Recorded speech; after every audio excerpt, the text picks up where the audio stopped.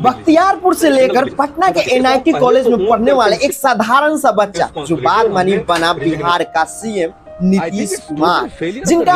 कहानी शुरू होता है जेपी मोहम्मद से, जो देश की राजनीति को हिला देने वाले 1975 जो 5 जून से गांधी मैदान के संपूर्ण क्रांति के रूप में शुरू हुआ और बाद में वही आंदोलन को लोगों के बीच में लोकप्रिय बनाया और जमीनी स्तर से जुड़ा हुआ नेता बताया। उस टाइम में नीतीश बाबू अपने एनआईटी कॉलेज में पढ़ने में काफी तेज थे, लेकिन उस टाइम में देश में बेरोजगारी, गरीबी और इस प्रकार की भ्रष्टाचार चल रहा था कि उसके खिलाफ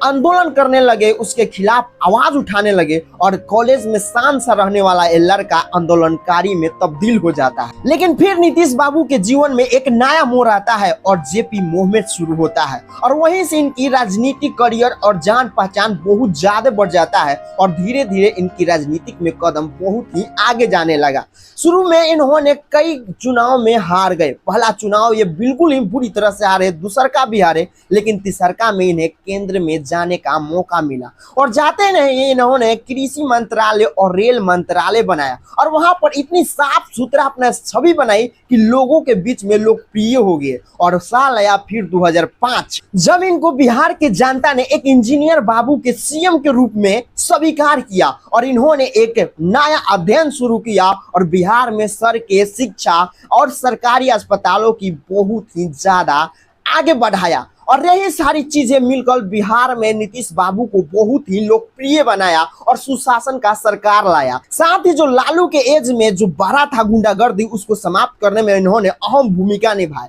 और यही सारी चीजें जो थी बिहार की जनता को बहुत ही अच्छी लगी और यही आगे जाकर बिहार की जनता में सबसे ज्यादा लोकप्रिय हुए। नीतीश बाबू के जीवन से यही सीख मिलती है कि हार मत मानो, अपने जीवन की जो पैशन है उसको संभालते रहो और अपने जीवन में अप्लाई करते रहो।